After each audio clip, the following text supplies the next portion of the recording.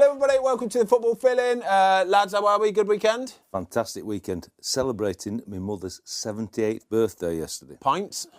Only a couple yesterday because I had to drive back from Barnsley. Mrs. Watson is a wonderful lady. I had the pleasure of having a couple of beers with her at your 50th. Yeah. What a woman. The mother or the wife?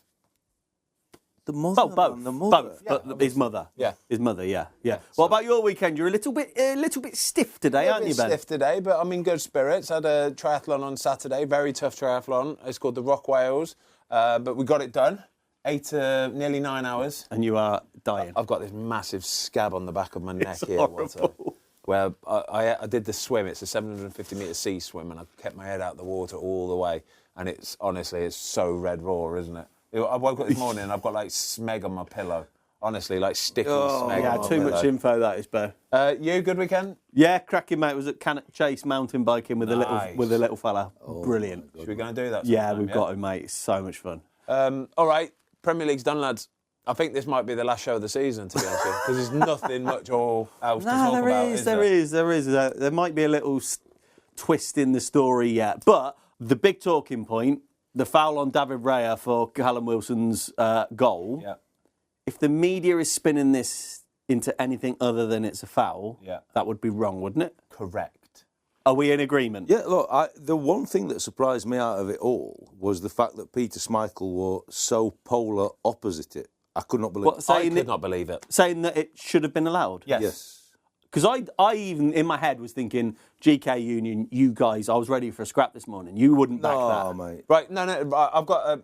So for West Ham fans, I feel for you, and for Arsenal fans, I understand all of it, OK, right? It's a foul on David Raya. It is, yeah. That action is a foul. It's as simple as that, yeah. As soon as you touch a goalie's arms, that's the key. you're fouling him, right? But I do understand West Ham's frustration. There were other things going on in there that could have been seen as a foul as well. Trossard having his arms around him. Look at the incident, though. You've got to look at that incident because Todibo had a handful of shirt as well, didn't he? Yeah, he did. Todibo had a shirt and Pablo had his arm on David Raya grabbing it. That's the foul, yeah? That's the big main foul or the big main talking point of the whole incident. But if you watch Trossard, he's got both arms round, I can't remember who it was, and that bit happens before the touch on David Raya. OK, so at what point do you call a foul? No, I know. Yeah. And this is the bit that I understand from West Ham's frustration, and I would be mightily upset. There's this consistency piece which people are saying about the grappling. Jared Bowen spoke so well in post-match. He spoke so well. But the consistency thing is we've now got to a point where if we're going to be consistent and really, really look at this, we're going to have to go to VAR after every corner. Yeah, after every corner. And go, to check on everything. What about that action there? Because you're right, there was so much going on, wasn't there? Yeah. But the thing is, like, we've worked in football all his lives and we watch so much of it still now. If you're going to break it down, like they had to break that, that's why it took 5 minutes. Yeah. Because ultimately, I think within 30 seconds you see it's a foul on Raya. Yeah. But then they have to look at all the other components. But you are 100% true that because of the enormity of that decision, I think they're going to be under some massive pressure unless they come up with a different set of stimulus for next season. Has it got worse? Has the grappling, like since when you kind of came out of first team football, Watto, has the grappling element and the wrestling got worse? I think it has, yeah. I would never have been able to go on the training pitch and coach what I see now. So you hear about them having... what's the cage fighting? They've had Brighton had some M&A coaching about how to grapple, and some other teams have had basketball stuff about the blocks and stuff like that. So you're looking at the minute details to get over the line, like when it was cycling and Ineos, marginal gains. They're looking at everything, and all teams are at it, and it's been going on for years. But with VAR, I felt as though you had to do probably more basketball-type blocking than actually grappling because it would be a penalty. And that's the problem you have with that clip there. It's 100% a foul on Raya. As soon as you... Look, he has a shirt grab, but as soon as you grab a goalie's arm, it has to be a foul because he can't catch the ball. That's still there. That's still image there. We'll put it on screen now. That is pretty conclusive. Yeah, it's pretty conclusive. But the breakdown to take 5 minutes because of all the other stuff How is that not then on every corner of every action? That's the problem. Let's be honest, though. They'll have been shitting themselves about getting that wrong. That's why it took 5 minutes. That's why it took 5 minutes. But why is this decision more important than any decision? Yeah, every decision should be treated exactly the same. So how do we? This grappling thing is only getting worse. How do you think? How do we combat that? I'm not so sure the grappling is any worse. I just think now, because we have cameras on it, and because now we're starting to look at the tiny details with VAR, and everybody's trying to find a reason as to why that should or shouldn't be given. I think we're just trying to magnify everything. I always think it's been awful. I remember playing against some teams where I'm thinking that is literally a foul. Like he's grabbed hold of it, he's pulling. But you used to get some like proper horrible blocks. And it would just go, and it would be left to go, and nobody would really talk about it. But now, because it's such a hot topic, everything's. But surely there's some kind of ruling where, you know, at the start of the season they're like really hot on the rules. Now, if you've got two hands round a player, surely that's fair. That's quite a black and white thing where you go, that's a foul. Now, if you're marking someone and you're putting an arm across someone like that, that's within the realms of football and the contact sport. But if you physically got your arms around someone, that feels like a clear line. That's for me. When I was coaching and I were out on the grass and you were certainly defending and you wanted to mark, obviously, inside. And ultimately, because I didn't want to grab, because VAR had just come in and I thought penalties, we're trying to mark on the inside, but you're trying to stop the run and get in the momentum. So he has to check his run, and so his timing's off, and that gives your zones a better chance to win it. But now the grabbing, I mean, we haven't got to this game yet, but like Man United, Sunderland, there's a ball that goes on to Shaw, and I don't know who it was at the back post, and he gives the free kick to Shaw. I'm thinking that's a penalty. The other way, because Shaw's just looking here, and he's virtually like that, and the ball crosses come in, and the ref give the foul the other way.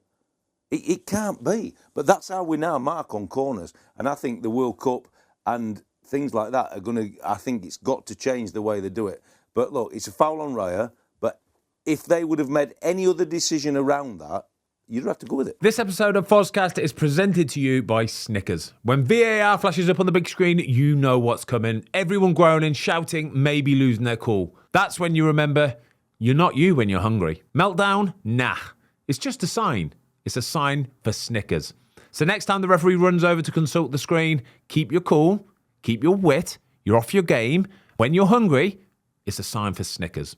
Visit snickers.co.uk to learn more. But what's happened is because now with VAR and it's so you can slow down every frame, realistically you could give a penalty probably every corner. Yeah, you could. Yeah. You could give a penalty every corner, or you could give a free kick the opposite way. Every single corner, right? And if they're going to do it, which is the way it seems to be going, is it's going to start getting that way. And that's not football, is it? No. What's the point? What's the point of having a game that's always ultimately going to be decided by a set piece all the time? I saw one of the representatives of the referees on Match of the Day saying, the attacker can't start in the 6-yard box. No attackers allowed. And you're like, come on! All them set piece coaches are going to get sacked. Do you know what they're doing? Because they're so hell-bent on sticking with VAR now, they're just putting sticking plasters over it. They're putting sticking plasters on it. So instead of just going, like, let's just scrap it, it was a bad idea, let's get rid of the old thing, let's just keep putting a sticking plaster on it. But it does feel like the grappling thing is something that they could get under control. I think so, but mate, what you've got to realise is, when you've been in that 6-yard box, or in the 18-yard box,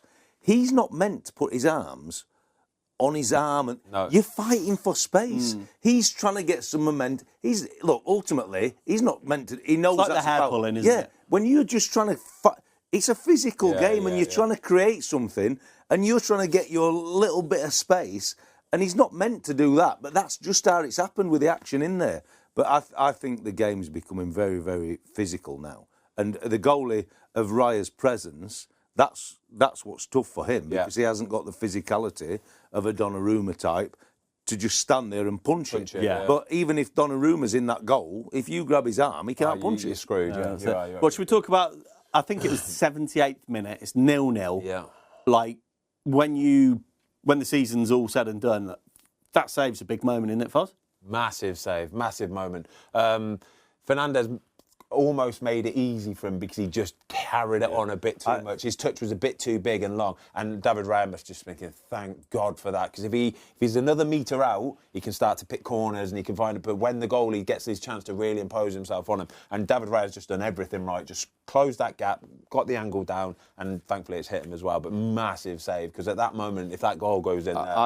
I loved the reaction of the two managers at that point, because there was a camera from the angle down the side, and Nuno's like, and then but Arteta's like, but it was an unbelievable save.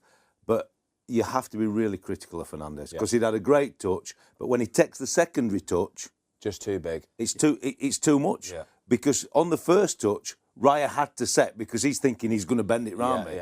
But then the other touch just tightened it up. That then actually makes the goalie the favourite. Do you know what it does? As soon as if he's got that ball under control, Fernandes, he can lift his head up and he can look at the goalkeeper. And as soon as an attacker in that position lifts his head up and looks at the goalkeeper, you're screwed, because he's just picking his corner then. Yeah. But when he takes that baggy touch and he's clambering to try and get after it, you know he hasn't got his head up to look at you. He can sort of see you in his peripheral, but he's not really aware of what's going on. That's your opportunity as a goalie then to go, no, it's mine. And you close that gap, and then boom, before he knows it, the chance is over. It's lovely. He's been the best goalie. He's been fantastic, yeah. He's been absolutely fantastic. So they've got a couple of games left. Burnley at home, Palace away. Yeah. Is there a sting in the tail at Selhurst, do you reckon? The last two fixtures probably couldn't have been any nicer for them, because Palace obviously being in the final, the Conference League final, they're going to, I wouldn't say rest players, but they're going to sort of not be going full intensity, because they're going to make sure that they get no injuries ready for that final. Burnley, you know, they're down, they're struggling. Yeah. Saying that, they went to Villa and played against Villa the other day and put up a really good performance, to be fair. I don't think it's as easy as it's done, but...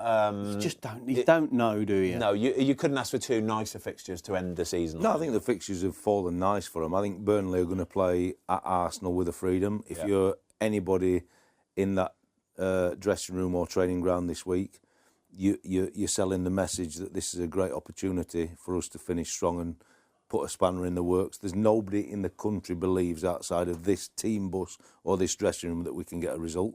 So that's the way they'll spin it. And you know what? They'll play with that freedom, and the pressure will be on Arsenal. But you can't see anything other than a home. I went to watch the Champions League game, didn't I, last week on Tuesday against Atletico. And Arsenal, honestly, a lot of people were saying, they're boring, they're this and that. They're a good team, man. They're such a good team. They really are. Like Leandro Trossard, I know he scored the goal yesterday, but in the game on Tuesday night, mate, he is so good. Leandro Trossard is so good. And I think he almost goes under the radar a little bit. Well, I think he didn't get enough praise for the goal, because actually it's the only time. You don't need to be moving. He stood still and waited for Havertz to make a move to create a bit more space. Took it round there. But Odegaard, obviously the quality and the touch for the pass and the weight of the pass. Beautiful. But no, I think they're a proper team. But football and pressure's a strange thing. But they came through yesterday. I thought that's where they'd stumble, because I thought West Ham... That was the game, wasn't it? That was my opinion. And I think they've got over getting through to the final, got over that game yesterday. You always speak about London derbies. They come through... A monumental game for West Ham yesterday, really, at the bottom end. You know what I mean? Yeah. We'll come on to it. But Spurs have got Leeds tonight. Forest got their result. So, Leeds players that have gone to bed last night, honestly, they've lost 10% of their enthusiasm for this game already. Yeah, it's done. I can see Spurs just... Yeah, it's done. It's like, and it's not a player's fault, is it? They've grafted all season. It's horrible, it is. And they sat in the hotel last night, or gone down for dinner. Yeah, done. So what do you reckon score-wise tonight at Tottenham Leeds? I reckon Tottenham probably a 1-0 win. I think it'd be a workman-like, let's just get this done. Watto? It's such a golden opportunity. I think the opportunity to virtually finish it is so big that I can't see anything other than them winning that. West Ham are 1-6 now to stay up. Writing's on the wall, I think that means, basically. I'm going to go 2-1 Tottenham. Yeah. Watto? Okay. I'll go 2-0 Spurs. Okay. Should we talk about City? So, obviously, they brushed aside Brentford in the end. I wanted to ask you guys about Doku, because obviously everyone's waxing lyrical about him. But is it just me that kind of thinks it's a little bit too little too late? Like, where was he in February, or when Haaland was on that run where he wasn't scoring? Because he's lit it up in the last 3 or 4 games, but I feel like the output needed to be higher over the course of the season. This is where they probably stumbled this year, City, is because in years gone by, Doku goes on a run and scores goals at certain points in the season when Haaland might not have scored, or your Semenyo's are scoring like he did through that little purple patch, and now it's Doku's turn again. Whereas this season they've gone through those little dry, barren spells where Haaland doesn't score goals, and then nobody else has been scoring the goals either. Phil Foden historically has always gone on little runs, and they haven't. Only at certain times. We've had Cherky on fire at certain points of the season, haven't we? Semenyo's been on fire, but that's been about it. Doku's time is now. Yeah. But for the first sort of 6-7 months of the season, if it wasn't Haaland, then you're struggling to find someone. Well, he had that run. Was it at the start of the year where he wasn't as prolific as he normally is, and he scored 26 Premier League goals this season. So he could quite possibly end the season with 30 Premier League goals. How mad is it, right, that we're talking about Haaland probably not having the best season?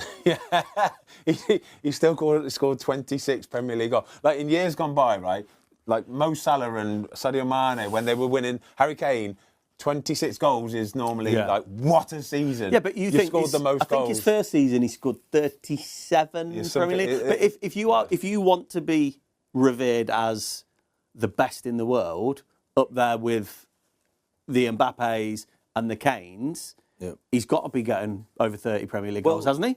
You don't want to be too critical, but you imagine when they're flying, the team that he's got around him and the chances he gets, you'd think every year he's got to be saying minimum 30 goals. Yeah. I mean, I think Doku has been phenomenal, as you said, last 2 or 3 games, or 3 or 4 games, but like I think Semenyo coming in January, he really hit the ground running, and that probably deflated him a little bit, and it took the wind out of his sails. But what I would say is that I thought the 2 goals he scored at Everton last week, oh my God, on Monday, what incredible. But he got lucky against Brentford in terms of how the ball come back to him.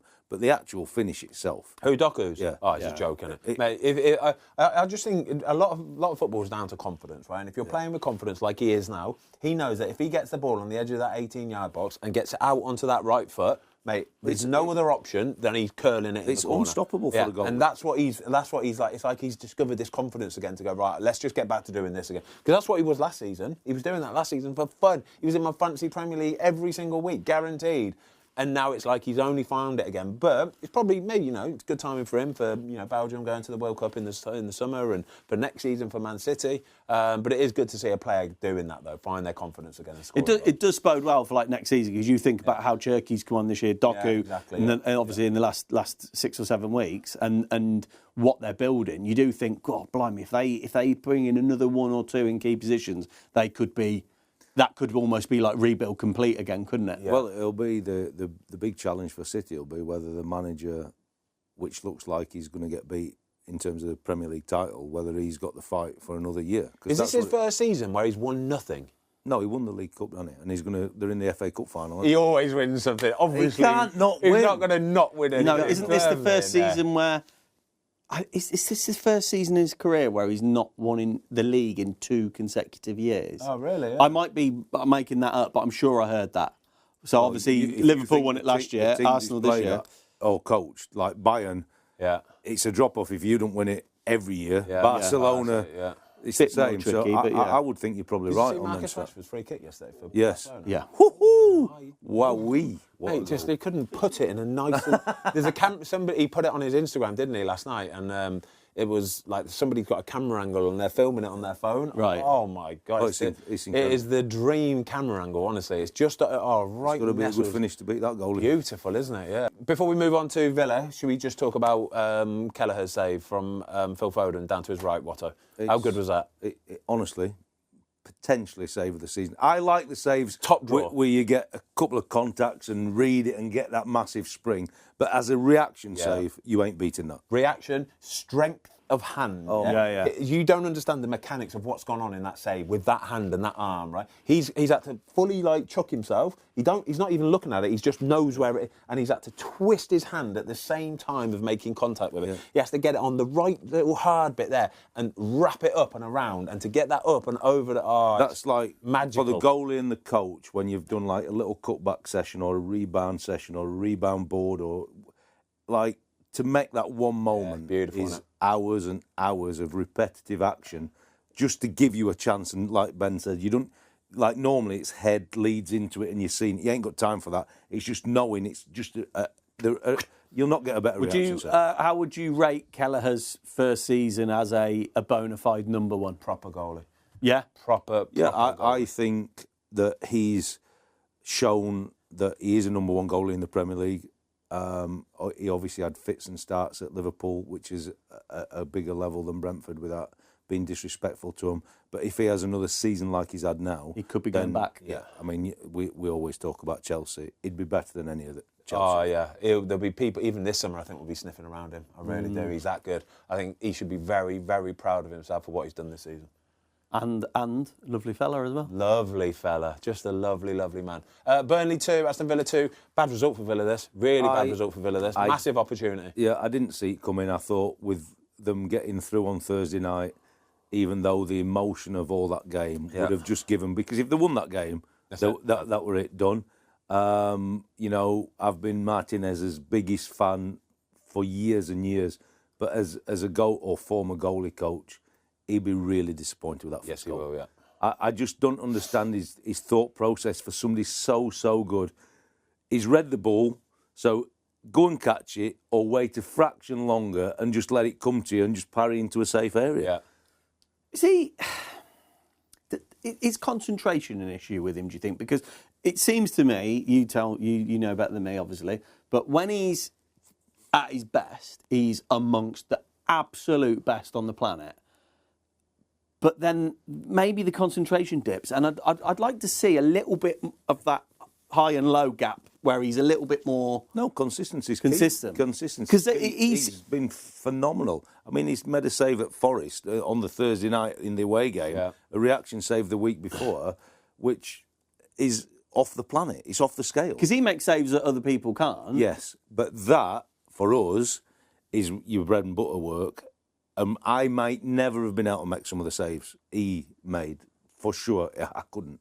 But that one action there, I would have gone to catch that football. And if I were not going to catch it, I'd have parried it. But it can't come back in what I call a V in that area. I just later on my turn, and it's away. It's never beating him the first shot. That's the frustration. Do you know what? I think because he's so big but he's so agile and quick with it, and he's got the quick little feet and springs and pushes.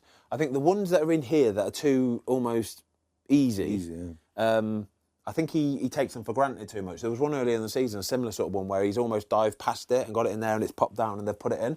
And I'm thinking, I think you're almost a victim of being so quick and so big, yeah? Like, other goalies, that's like, they're having to full spring, and like, the other goalkeepers here, it's not even an option to catch, yeah? But because it is an option to catch for him, it boggles his head a little bit. Do you know what I mean? It's almost too routine. Well, it's like he's bored, like you said, is it? Because he thinks he's going to make that second save because he's that good. But like, this is the top level, isn't it? If you give him a 10 out of 10 hard save to make, he can make it, right? Yeah. He will make it. But because he's so quick and so big, he can make saves that would normally be quite hard for a goalkeeper, that'd be almost routine for him. And I think they're the ones where you've got to give full respect to every single... Well, it's put them under a bit of pressure, to be fair. They've got two tough fixtures to finish. They've got a little bit of a buffer, haven't they? But it looks like they're going to... Fifth looks favourable for them. You don't need bloody Bournemouth and Brentford just winning, Brighton winning every single game. They've got a 4-point gap, right? And there's 2 games left. So they would have to be... They'd have to mess it up not to finish fifth. They could do with City sort of beating Bournemouth, and then they're cooking, to be fair. Watto, they've got Freiburg in the final. If they finish 5th in the league, back in the Champions League, is this Villa's... This is where they're at. They're a European trophy, the second level European trophy in the Europa League, 5th in the league, Champions League football again. They don't have the spending power of the big boys. Mate, is that them? I think that's them. And Emery knows that. And that'll be the one big fear for Villa. Because he's phenomenal, this guy, as manager. Absolutely phenomenal. And they haven't won a trophy for 30-odd years. Yeah. You would expect them to win, if all being equal, in Istanbul in a couple of weeks' time. And if they win that, he's immortalised, isn't he? He's taken them from nowhere to being Champions League contenders every season and actually winning something. But if he got them into the Champions League next season...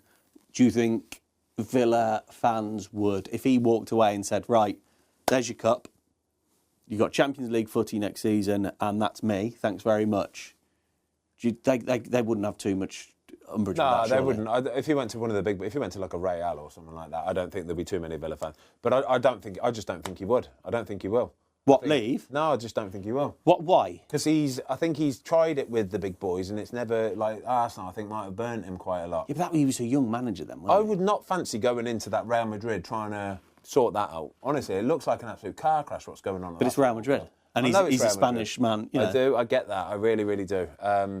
I think Villa should be really proud of themselves this season. It's an incredible season. They've had a brilliant year. I just think for him, he is top. He could go and manage Real Madrid, no doubt.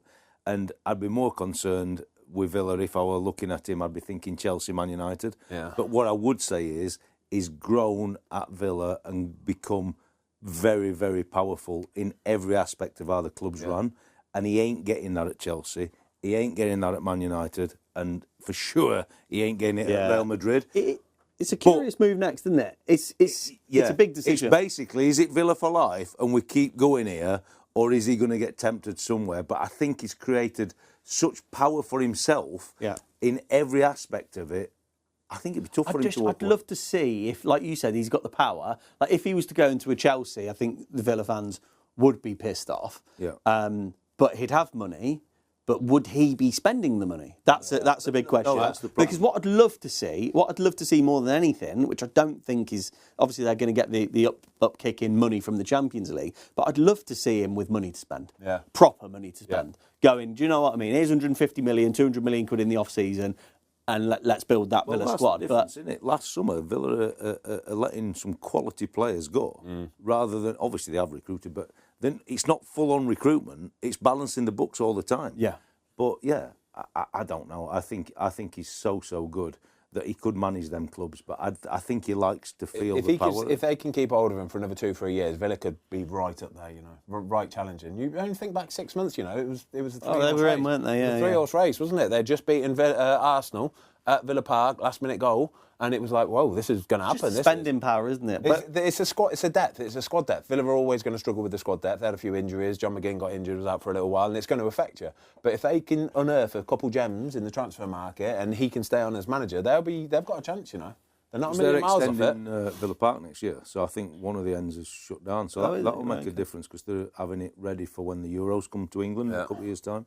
Right, should we talk about your boys quickly? We're going to talk about Man United in a second, but your boys Wolves, it's horrible at the minute down there. Yeah, it's turned. The mood's changed. Obviously, we had that little spell where we beat Liverpool and West Ham, and it was looking positive. New manager bounce. Yeah, well, not even so much that. There was he was quite refreshing. I felt like post match he was quite positive and took the positives in what we were doing. But it's turned. The fans have turned a bit, and I don't know whether he's going to be there next season. Do I think he's the guy to take them back up? Possibly, in theory, but on the back of the last couple of months, I'm not so sure. Do you know what? We know what goes on in football clubs, right? When you get a new manager, and with his positivity that he brought, in fairness to him, he got some fantastic results, and it got them away from that sort of infamous kind of low. Yeah, but you look at his time though, and it's still not a great record. No, it isn't. But this is what I'm going to try and explain a little bit is. That new manager bounce comes in, and when you've got lots of positivity and it's been so negative, what he managed to do was get into the lads and give them a bit of confidence back. And they all worked for him. They ran for him. They tried for him. And in football, that is everything. Yeah? If you're working and running, then you've got a chance in every game, right? You have. And what's happened over the last month or so is, because they've started to get bad results again, they've drifted back into that rut that they were in, and now they're not even running for him. And it just goes to show that when players don't want to do it, and it seems they've got enough of them, Wolves, they will lose games relentlessly. He's caned them at the weekend. He's caned them, and he's right to do it as well, I think, because if they're not running for you, oh, mate, you've got to cane them. Yeah. Because there's nothing left there. There is. Left. But you could argue that Rob hasn't. Maybe there's been questioning whether he's had the accountability, because it has felt a little bit like, well, that was someone else. But he's going to have, by the time they finish, he'll have had 2/3 of the season, yeah? Yeah. Yeah. So, yes, there's a smell, there's a feel, there's a culture when he's gone in. And as Ben said, you do get that uplift. But now the players need to see that there's some quality on the grass in terms of the training, tactics, and you can really challenge and drive them on. I think he's got the ability to get them I think he could be the guy, and if they do stick with him, they're going to have to come out of the blocks quick next season. I think they've got to get rid of all that team, basically. Yeah. They've got to dismantle it, because obviously this team together have got it in them to down tools. And that's a bad thing to have. The question when you always go down is, what do you lose? And then how can we replace that? Yeah. But they have to come back up, Wolves. They've been in the Premier League so long, there's no messing. You get to the first international break next year, which is I didn't realise actually, but it's kind of a double rollover. So normally it's September and October. Apparently they're amalgamating into one big 3 week. Into one big 3 week block. Yes. But like for a manager at any level, when you get to that first one. Well, that will be like next season. Yeah. We always talk about it every year, don't we, before the breaks. But obviously if there's that rollover one that you just talked about, that will be the benchmark next season. I think we will see a record number of managers getting the chop. Yeah, it will be. On Sunday or Monday morning, just before that 3 week. That will be the benchmark. That will be it. But should we talk about, Brighton, I think they're 2 points off Bournemouth. Another fantastic season. Phenomenal. Nothing doesn't surprise me. Hurtsel, a new contract. Do you know what? I really like Hinchelwood. I really do. What a good, honest, hard-working, techie, lovely little player. And a lovely goal as well. I love those goals where you just saunter into the box, you just carry on your run. And some of that. Aggressive, beautiful, wasn't it? He was. I wouldn't say he sauntered, and he was aggressive. Brilliant. They were always love it. Yeah. Oh, they're a proper team. I'm really pleased in terms of the manager, because they'll seem to lose so many good quality managers because of the role. Just signed a new deal as well. Yeah, new deal. I think if you're a Brighton fan, it can't get much better. Yeah, it's great. What's the ceiling for them now? Is it to get Champions? I mean, can you imagine Champions League football? Yeah. But the Holy Grail, like any club, they're that good now. They're going to be in Europe. Yeah. Can they win something? Yeah, I think next season that's going to be there. I think they'll either be in the Conference or the Europa, and it'll be right. We are going to win this year. This episode is brought to you by Expedia and Las Vegas. Don't have a match ticket? No problem. Because in Vegas, the experience extends far beyond the tournament, turning every match into a celebration. Think can't miss watch parties, big screens by the pool, world-class dining, resorts and nightlife that carries on long after the final whistle. It's football, but layered into something bigger, something you can build an amazing trip around. The kind you plan with your friends where match day stretches into the whole day and every result, win, draw, or somewhere in between, feels like a moment worth celebrating. So if you're looking to be part of the energy without a seat in the stadium, book a trip today with Expedia and turn tournament season into a Vegas getaway. So, Palace, Everton, and Palace came out in the week and said something like their number one target is Iraola. Is that delusional? I mean, they've won the FA Cup last season. They're in the Conference League final. Is that delusional? It's delusional. Yeah, I thought so. The Palace are never, ever, without being disrespectful to them, phenomenal football club. But what Glasner's done has been phenomenal, and they should be really upset that they've not been able to tie him down. That's the key. But you are not getting Iraola going to Crystal Palace. No, I think he's got a pick of a few bigger boys, to be honest. I would suggest for them that they're targeting somebody like a McKenna. Where's Glasner going to go? Glasner's got something lined up. Has to do. He's got something lined up. There's no way he's announcing that early doors and he hasn't got anything sorted by now. He's played it fantastically well. He's been brilliant. He's won the FA Cup there. And remember when he announced he was leaving, they really dipped. Yeah. But pulled it back, in fairness to him. Yes, pulled it right back. Yeah. Like, if they win another trophy this year, European trophy this year, he's an absolute legend at Crystal Palace. He has to be a legend. Well, he's got to get a statue up on it. 3 trophies. Unbelievable. I wonder how much of it was... You remember the Gahey debacle, the transfer, and he was very, very outspoken. Yeah. And it felt like that was the moment. Yeah. Didn't it? Where he was like, this is the club honestly, at that point, I thought, they're getting relegated here.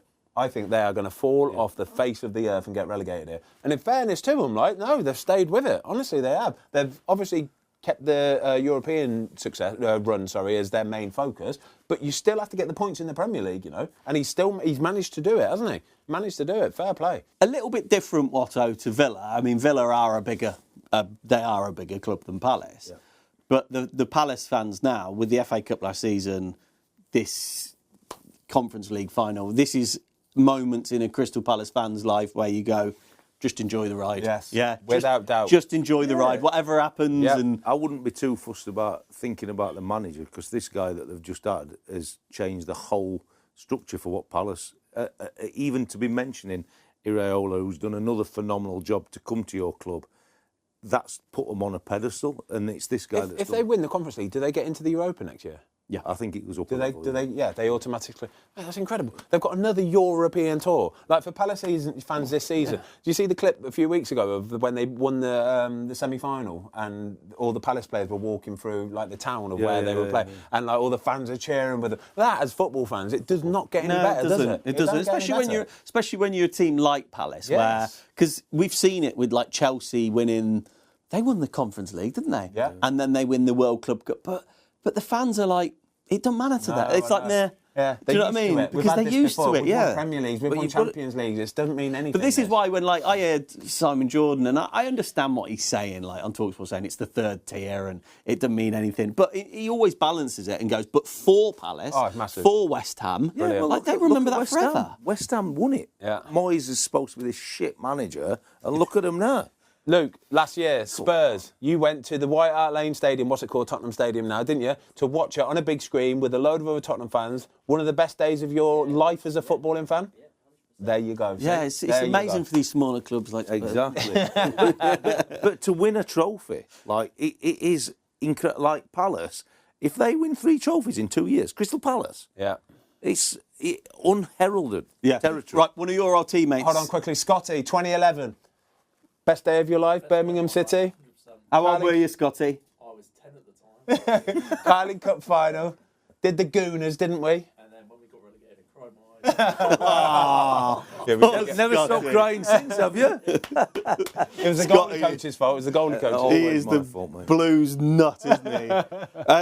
One of your old teammates, Ismail Assar, notched his 20th goal of the season in all comps. Incredible. He's 28 now. Yeah. Is Palace, is it that his happy home, or has he got a step up in him? It's his happy home. Just leave him there. Don't talk about it. Don't try and move him on. I think even Mateta, is the same sort of player. Just leave them there. It works, all right? Don't try and dismantle it. It works. Just leave him there. I love Ismail Assar. He's rapid, and he's found what works for him as a footballer. But what if you're someone like Ismail Assar, and let's say, for argument's sake, he's on 80 grand a week, 80, 90 grand a week. Probably going to be ish fair. Yeah.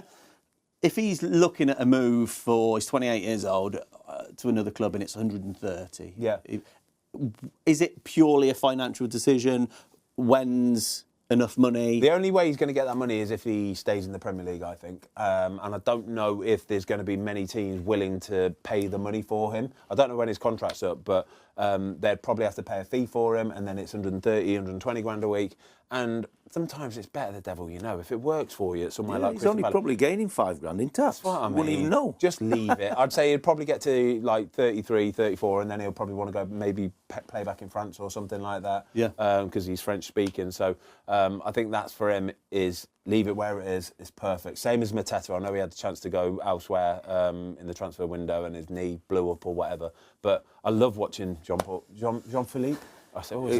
Some finish. I love watching Jean-Philippe Mateta. He's a big unit, a big youth, but he's great. And the long sleeves. Lovely. It's tucked-in shirt. He's a gentleman of a player. Tucked-in shirt, mate. No one does that anymore. What about Senna? We said Senna Lamans. So he had made his first kind of high-profile error against Liverpool, got away with it, they won the game, and we said he needs to bounce back, and he did. Brilliant. Buzzing for him. A couple real big saves. Like they're not necessarily the hardest saves in the world to make, but you've got to have your wits about it. You've got to be on the ball, and that's exactly what it was. And if it wasn't for him, to be fair, Sunderland were probably the better team, weren't they? They were.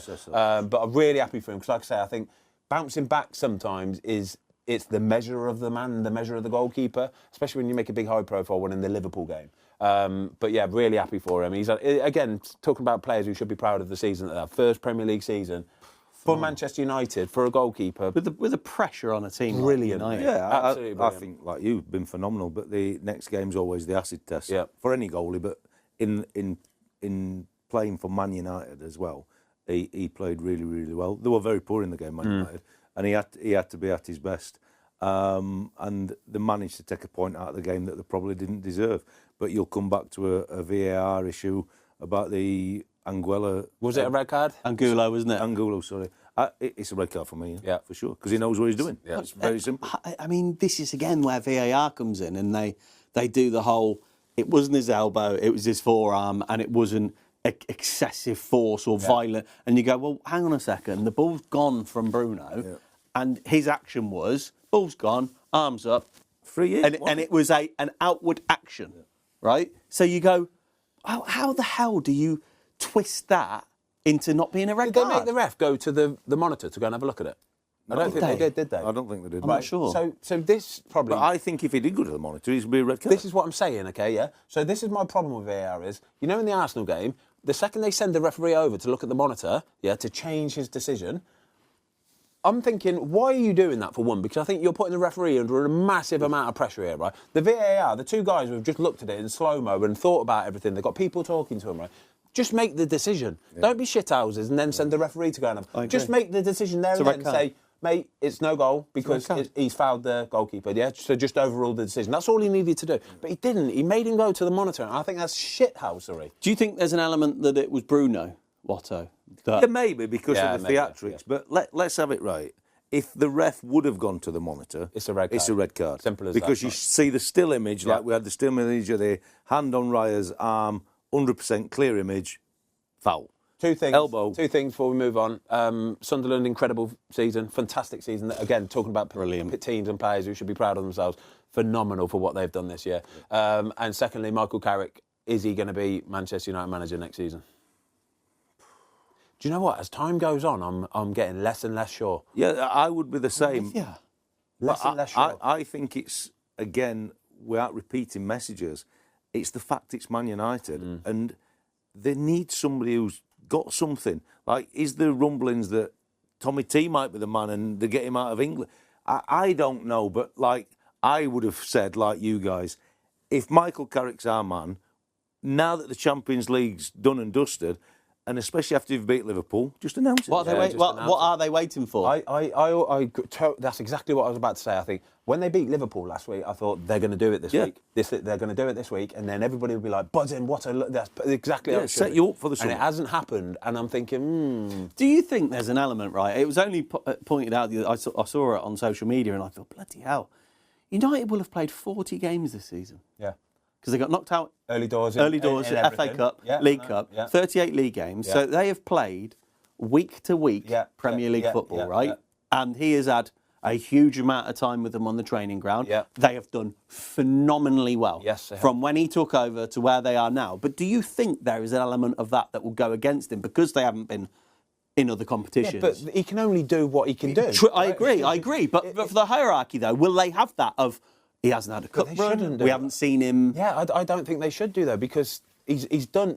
I think he's still, even at this moment in time, has got the most points since he took over. Of all the teams. So that's all you can do. If you've got the most points out of your games, you can't then listen to somebody saying, "Yeah, but if you're in the we're not in the Champions League. All I can do is win the Premier League games." Yeah, sure. That I need to win. Which he's done. But maybe there's a thought process from the top because I'm like you. After Liverpool, should just give him the job. Do it. But they're thinking kind of polar opposite. Like next year, right, Saturday, Tuesday, Wednesday, Saturday, Sunday, whatever. The programme should be so different. 40 games, they should never have a season like that for another 10, 15 years, Man United. But if that's 60, 65. If that's their thought process, then they need to get some players in them.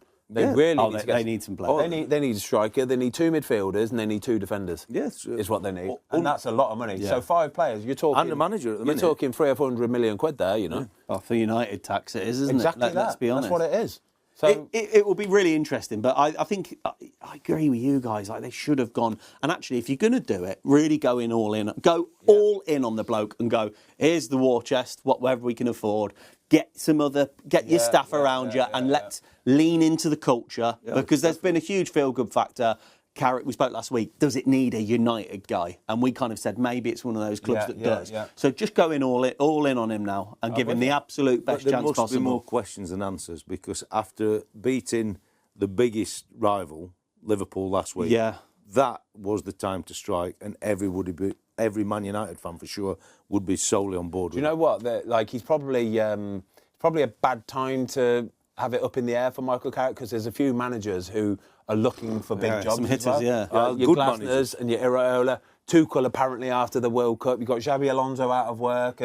You know what I mean? I'm thinking, oof. Xabi Alonso ain't going there. Well, jeez. All I'm saying is there's some big managers floating around. Zidane's still not got a job or anything. Like, yeah, there is. That I think probably there's people at Man United. Yeah, but he would fit us really. But he would fit us really. He would be. But who goes into Chelsea? So let's talk about like Liverpool, Chelsea, right? So like you look at Chelsea and go, what are they? Oh, I don't know, mate. I think whatever they've tried to do, it's not. They've obviously gone for youth, and we said early doors, didn't we? It don't work like that. You need leaders. It does not work like that. You have to have leaders throughout the spine of the team, and they have got none of it through any of the team. What? It's so. What's their identity? It's so silly to do it the way that they've done it. Isn't it? If you were going to rely on kids, who are on 7-8 year deals on 150 grand a week, you've got zero chance. The second you give them that money in that contract, the incentive to actually work and bust a nut for you is gone. But the problem they've got is that let's say they get a manager in now and they get their man. And they go, right, OK, here we go. And he'll go, right, I want to bring in my guys. Well, sorry, we've got this lot on 5 and 6 year deals. Yeah. After squad. That's the problem there, mate. There's no ingrained culture within it. They've lost all that feel. You go to we spoke about Liverpool before, didn't we? The leaders in the group. Even United, not necessarily leaders vocally, but the lead by example and the old days of a Keane. The blend is always got to work, but long contracts makes you soft. Oh, it does, sure. Yeah. But the one thing I would say about Chelsea, yes, the poor recruitment in terms of management, but poor recruitment in terms of getting a goalie. Get a goalie between the sticks, and you could have been a Champions League team. Do you think he should save that Gravenberch goal? 100%. What's he done wrong? He's just not read the situation. He's hiding behind the defender. He's not taking the contact and he's not driven into the ball. He's sank. It goes 3 yards inside the post. Yeah. But the problem at Chelsea is, and it's not his fault, it's his fault he's not done the actions I've just said, but Sanchez is in 1 week, he's in one. They don't know who's doing what. Yeah. They don't feel as though they're going to get a run in the team. One microscopic moment and they know they're out again next week. They've got to back one and go with it. There's too many excuses at Chelsea. There's too many excuses and too many reasons to not be successful. And they will always just keep falling back on the easy option, which is just, we give it a go. We give it a go, but we weren't quite there. We haven't got the experience. And it's always going to be that. It will always come down to that. They don't ever really need to step into what's the bit that's out of the comfort zone? Whatever that little dark, horrible, naughty bit is, they don't ever have to go there. Fozzie, one thing I wanted to ask you about Chelsea is that they're getting the manager decisions wrong, they're getting the signings wrong, and just changing the manager constantly isn't the solution. But who's responsible for these decisions? Is it the owner? Because there's this big level of execs here that aren't losing their jobs. Yeah, I think whatever sort of like pyramid they've got of hierarchy of power, and it's all wrong. Lack of accountability. I guarantee you, that no matter how that structure looks, right, you'll have him saying, yeah, he's a good idea, and then somebody next to him will be going, I'm not going to really dip my toe in and say anything here, because then when it fails, you can go, told you. You either all agree on it or you all disagree on it, and anything else will fail, I promise you, because you're just waiting to go, told you that wouldn't work, told you that wouldn't work. And it's pathetic. Like, we could have told them 3 months ago that Liam Rosenior is not going to work. Yeah? No. You could have told them. Sure. But right? That's, again, football leadership group, isn't it? Football leadership group. And somebody would have had the bright idea, somebody would have said it, and a couple of people would have stayed quiet and gone, I'm not going to give my opinion on this, I'll just let them do it. But it's not going to work. It's almost like the bigger the club, though, the less willing there is to give kind of true ownership to the people. Accountability, because they're all these execs are on massive money and they just want to protect their own job. You look at Bournemouth and Brighton and you go, they are getting it so right. They haven't got the constraints of a Chelsea where, that sounds weird when I say that, right? Chelsea can throw money, yeah? And if it don't work, it's not the end of the world. We've got money. Bournemouth, Brentford, Brighton, they have to make sure everyone they get is bang on, right? So when they're signing and they're asking him questions, they're looking into his eyes and making sure he is the right fit across the board for that football club. Chelsea, I get the impression they just go on Champman and they go filter, pace 20, age under 21. Well, look at Cucurella. Bowley said they signed him because they didn't want City to sign him. I mean, ironically, he's been one of their better players. Because he's an experienced player. He's an experienced player, right? And that's probably one of their success stories. But other than that, they're just throwing shit in the wind and hoping it will stick. They've got no chance. Well, normally that would be seen as a good point, wouldn't it? But like Liverpool seem to have just fallen off a cliff, don't they? I mean, there's not a nice feeling for Slot as Liverpool manager in that environment. Also, and when you talk about the quality of manager that's available, I'm not saying you should sack a guy like who won the Premier League at Akanto last year, but where is it that the players really did it, the manager really did it? Because the change now is 2 years down the line. So stark, isn't it, the change? Do you reckon they might re-recruit? Well, Liverpool fans do you? Liverpool fans don't often get it too wrong. No, they don't. They know what's going on. Liverpool, they have got their finger on the pulse, and when the fans start to turn, it's normally a sign that something's going to change. I mean, it's mad, but like you say, the drop off. I think it's more like how they play as well, isn't it? I think that's the problem. It becomes, and it's a little bit of the Dutch way. It's all about position and possession rather than the high energy dynamics that obviously Klopp brought into it. But when you see some of the better teams in the Premier League, it's not about walking football. It's high energy and octane football. So he is under a bit of pressure there, to be fair to him. Should we talk about Bournemouth 16? I mean, we're 16 games unbeaten. But since they sold their best player, bearing in mind, Bournemouth started the season selling all of their best players, the whole defence went, right?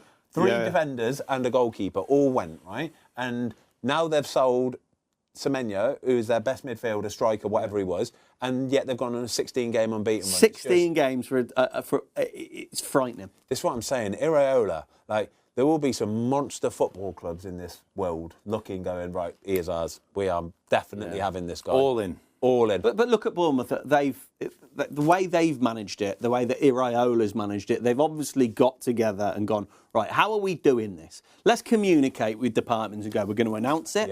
And then they've got their guy straight in, announced, a week or two later. That's it. And it's done. Business is done. This is why if you rewind to a Man United or a Chelsea, when you talk about football pyramids and hierarchy, there's too much. You can tell they're not sure. Because Carrick should have got the job if they're sure. Like, Bournemouth announced, Man in situ, all within less than a week. It's so simple. But it's black and white ahead of the curve. Black and white, and everybody knows where they stand. The longer it drags on, everybody starts to go, ooh. Players start to go, ooh, I'm not sure. But it doesn't give them confidence, the Man United players, that they fully believe that Carrick was the right man. At a point you strike, that's it. That's it, simple as that. But Bournemouth, again, incredible season. They're going to get Champions League football, they do. Yeah. They should. And I hope they do as well. And Fulham have had another solid year as well. Hold on, Bournemouth in the Champions League, lads. Mate, the vitality, 11,000, what is it, 11,000? 4,000 in the Champions League. It's fun. It's what a league we've got. Hey, they've got a chance. I'm telling you now. What, winning the Champions League?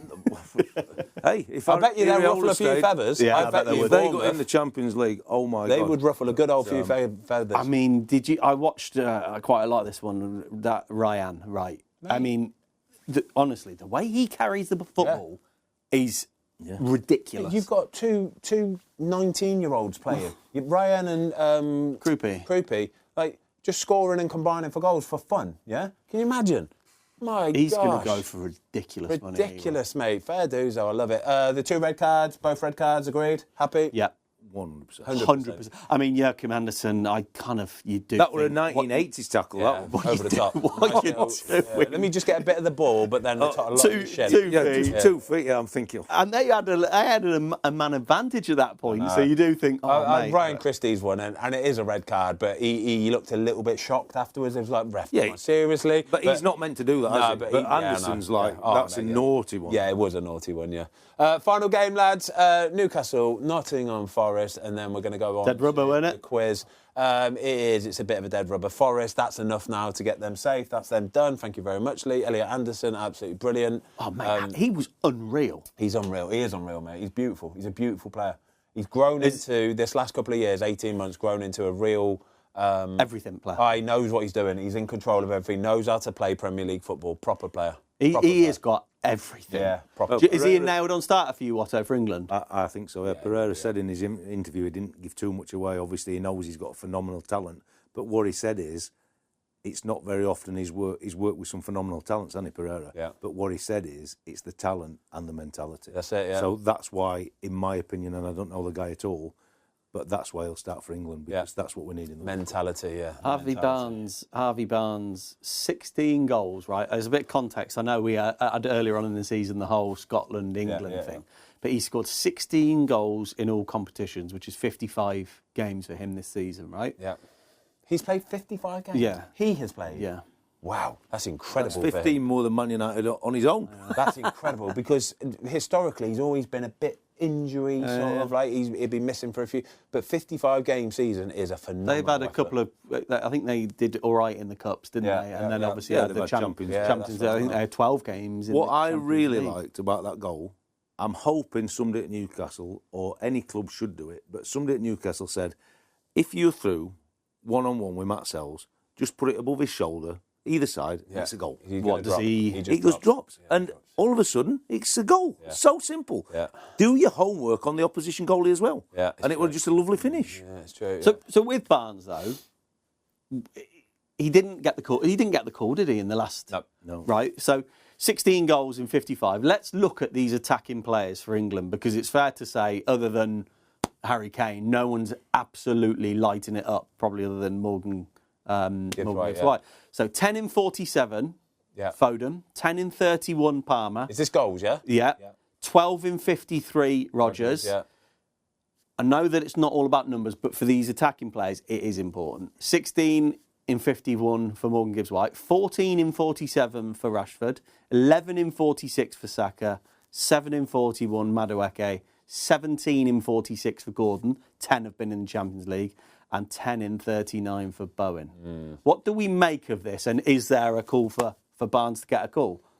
It's not been the most vintage of season for our attacking players. Not for our stars. For our English attacking player. I mean, you rewind a couple of years, Foden is absolutely flying, Palmer's absolutely flying, Saka's absolutely flying, right? And none of them are. No. They're not. I know Saka's come back in the last few weeks, and in fairness, again, going back to that Champions League match in the week, he was brilliant, honestly. Just, you can see it up close. Like, he's a constant threat, constant menace.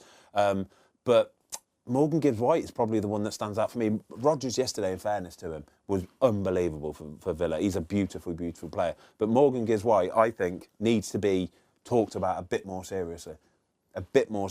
Well, I'm not going to disagree. I think he's a proper player, and it fell into Villa's hands on Thursday, because that injury, I mean, it looked massive, brutal, wasn't it? Oh, you see the picture with the black eyes and oh my God. I think potentially we're past the reputational point with certain players, and I think Tuchel's got some decisions to make, because I actually think some of these really big names probably should be left out. But you're thinking 16 goals for Morgan Gibbs-White in 51 games for a struggling Nottingham Forest team, right? Whereas you've got Marcus Rashford there, 14 in 47 for a Barcelona team that's just won the La Liga. So, you know what I mean? If Marcus Rashford's on top of his game there, that should be 25. For a Barcelona team, should be 25, shouldn't it, really? I mean, he has had a reasonable season, but yeah, I think if the output in that team, in that league... For the talent he's got, you would expect, and I'm not being disrespectful to the level, but it's not competitive like it is in England. No, it's when not. you go down to the bottom half of the league, you Barcelona, home or away, it's guaranteed 3 points, it should be, and it's normally a 3 or 4-0. It's not like that in the Premier League at any stage.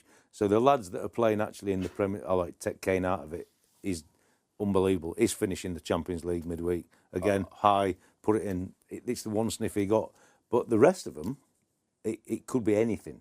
It really could be anything. It really could be. Yeah. I wouldn't want to say at the minute. I don't know where. No, he's got there's some big calls. Some big calls. Because if he does, Saka's going to start. It'll be Saka. Saka will 100% start. But my thing is, if he takes Morgan Gibbs-White, if he doesn't take him, he's got to take him. That's kind of like if he takes him, and I'm not going to disagree, because I think on form for sure. But then a Foden or a Palmer's probably going to miss out, because Rodgers has got to go. I think Cole Palmer's going to miss out. I think both of them potentially could and should. Probably. I just think Cole Palmer's body language at the minute is so off. there's something going on there. There's something wrong, and I'm not sure what. Well, I want Foden to go because I like singing that song. Yeah. Foden's on fire. Right, don't You know when the season finishes, Watto? So obviously the season finishes, then they go into England camp. Yeah. How much is, like, going to that first England game, how much consideration is taken from the end of the season and the form at the end of the season? Because then there's a big gap to then actually the ability and what they show in training. Is the end of the season form, like, highly taken into consideration? It has to be. Look, you know all them lads have been in and around it, so you know what you're going to get day in, day out, and you know how they are around the group. So ultimately, when you're taking the best of the best, you have to take the ones who you know can hit the ground running. It's that.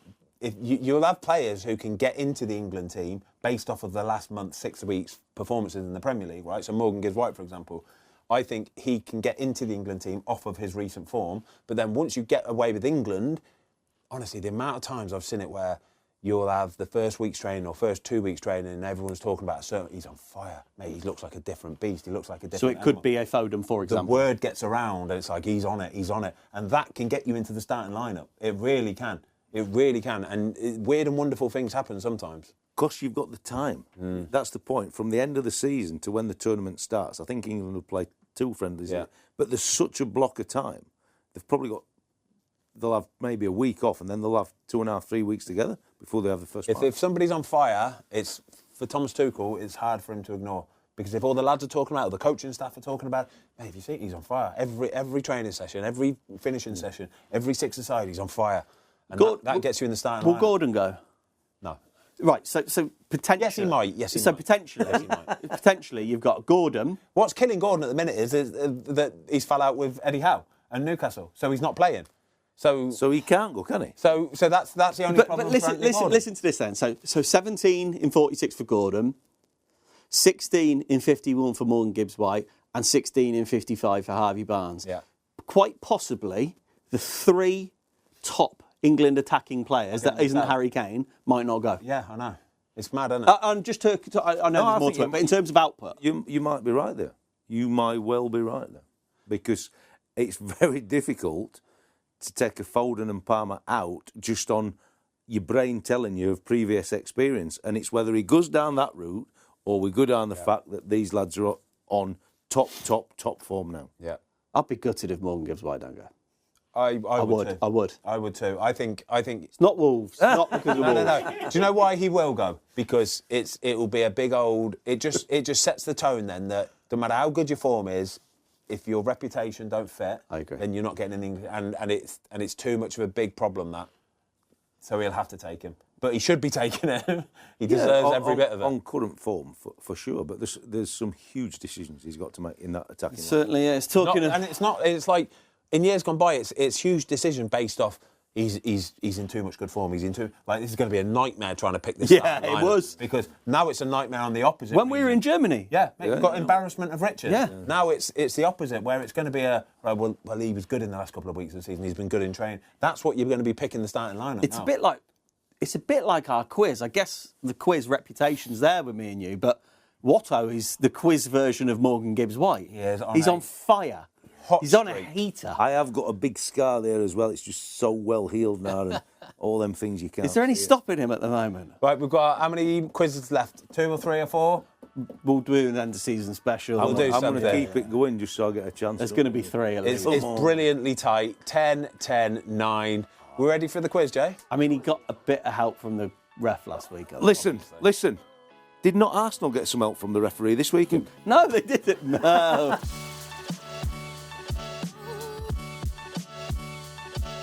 Hello everyone, welcome back to the Football Filling quiz. It is tight at the top. Tom, you're on 10. Ben, you're on 10. Watto, you're on 9. And 10. 3 game weeks to play.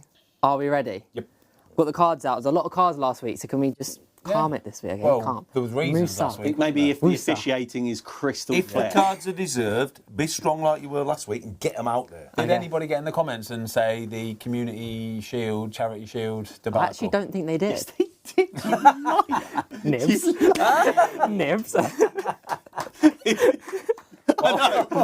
Oh, I can't come back from that. Nibs. Okay, yeah, fine. Did they back me or back him? Back you. Oh, good. Yeah, they did. To be fair, Don't give him any confidence going into it. Okay, question 1. Brighton signed Yakubu Minte. Newcastle. From what club? Newcastle's the correct answer. Well done, Tom. Question. It's not a bad question because you didn't get it. I knew the answer. I was just thinking it can't be as simple as Newcastle. Great Okay. start, Jane. It started already. Question 2. Mo Salah and what other Egyptian players played in the Premier League this season? Nope, you're out. Mo Salah and what other Egyptian player has played in the Premier League this season? That's a good question. Well, thanks, Tom. 5, 4, 3, 2, 1. You're both out. All back in. Al Ghazi? Nope. Anwar El Ghazi. Is that back from 20 years ago? 2 years ago now, yeah. I nearly said Mido earlier. Amazaki Mido. Hossam Ghali, was he Egyptian? I don't know, Jim. 5, 4, I think we've done 3, every other Egyptian 2, player. 1. Man City player, Omar Marmoush. Oh, golly gumdrops. I didn't know he was Egyptian and I just pretended that I did. Okay, question 3. Who was the first club in the UK to win the European Cup, now known as the Champions League? Forest. No. Villa. No. Just the question again, Who please. No, was the come first on, club you in heard the the UK to win question. the European Cup, now known as the Champions League? 5, 4. Wasn't Celtic, was it? Celtic is the correct answer. Yep. There was a tip in the UK. Yeah, exactly. Gave it away, Yeah. that one, yeah. Celtic. That's and- why I You asked gave him him to... time there. No. This shit from you. Ben, yellow card. time. Yellow card. Bollocks. No, that's why I wanted the question You're repeated, allowed because I to- thought you... Yeah, do you know how many times he asked for time? Every single I'm quiz. repeating the question. Every where- single where- I'm allowed to, because I thought he said UK, but I wasn't sure. So easily manipulated. You are allowed. I always say the question twice, Ben, Yeah, that's okay? fair enough. Yes. Stop being a sore loser, sissy. Celtic won it in 1967. United won it in 1968. Question 4, career path question. I have played for Sheffield United, Stalybridge Celtic loan, Stalybridge Celtic. Northampton Town loan, DCL. Everton, Leeds. DCL was the correct answer. Well done, Tom. Tom, that's 3. 3 to you, isn't it? Benny simmering. No, fine. It's not the start we wanted. Question 5. What player has scored the most hat-tricks in Premier League history? Aguero. Aguero is the correct answer, and it was Tom. He has scored 12. Are you concurring with that, Luke? VAR? Bollocks then, innit? Flying, Tom. 4-0. How many 4-0. questions we had? 5. Yeah. Goading you. He's goading you. Question 6. According to Capology, who is the highest paid player at Manchester United? Bruno. No, not Bruno. He is second. Jadon Sancho. No and no. All back in. According to Capology, who Luke is the Shaw. highest paid player at Manchester United? Not Luke Shaw. Casemiro. Casemiro is the correct answer. Well done, Tom. Casemiro is on 350 grand a week. Bruno, 300 grand. De Ligt, 195. Oh, big drop off there then. Yeah. Question 7. Fuming. He's absolutely furious, isn't he? He's absolutely seething. I'm in a depleted state. I'm yeah? in a trance myself, to be fair. I'm tired, I'm emotionally broken, and you've come with this quiz today, Luke. It's the shittest quiz of the whole season. How is it shit? The shittest quiz of the whole season. Watto? Well, Yankuba Minty signed for Brighton for... Yes. Well, you could say the answers as well. Yeah, but there's no way it can be that easy. not first question. Anyway, come on, crack You on. can't jump in early doors with a This is question. like How a many times have we had this conversation? Right, Ben, You Ben, can't Musa, jump in early Musa, doors with a Musa. question, yeah? It's like a And slow not get death. tripped up. We've sorted this out. He's gone. This We is a sorted, slow didn't death. we? It took a year or so to get to this point where you would trip us up. Yeah, but are you- And you got really good at doing it, Are and we now gonna have you've a new- settled back into Are we old gonna have a ways. You know how World Cup hard it is Quizmaster? for you to... How do I know if you're going to know it or not know it? It's How a- do I come know if on. it's common sense Jay, or those not? cards are blooming. No. All we ask Tom, for you is watch. consistency. Consistency, yeah. Consistently And we're shit. getting it. Question 7. Final warning, Ben. Final warning. Dan Burn played his first Premier League for what club? Brighton. Not Brighton. Newcastle. Not Newcastle. You get the question again. Dan Burn Don't care. played his first Premier League game for I what don't club? need it reading again. I heard it the first time. So salty. I don't know. What's happened to you? I don't know who Dan Burn has ever played for. 5, 4, 3, 2, 1. West Ham. Ben. No. And all back in. Oh, West Ham. You're right. Brentford. You're out. No, not Brentford. Dan Burn has played his first Premier League game for what club? Brighton. No, the answer is Fulham. Didn't know that. Yep. Did not know that. Question 8. Great question, Jamie. Thanks, Tom. They've all been good ones for you today, mate. What Premier League team currently have Red Bull as their front of shirt sponsor? Leeds. Leeds is the correct answer, and it was Watto. Question 9. Liverpool signed Dutchman Ryan Gravenberch from what club? German team, isn't it? Willem? Nope.